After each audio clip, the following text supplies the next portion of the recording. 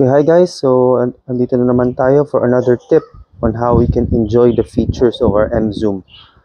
So, ngayon, tignan natin kung paano ba natin i-start yung engine remotely. Okay. So, first is, pag nakalock yung sasakyan, you have to press the lock button and immediately press and hold the semicircle button. So, try natin. Press lock and then press and hold.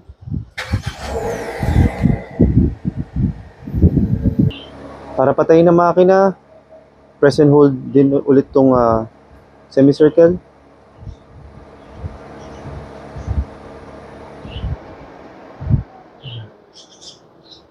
Yun, matay na. Okay guys, sana nakatulong ako sa inyo. So again,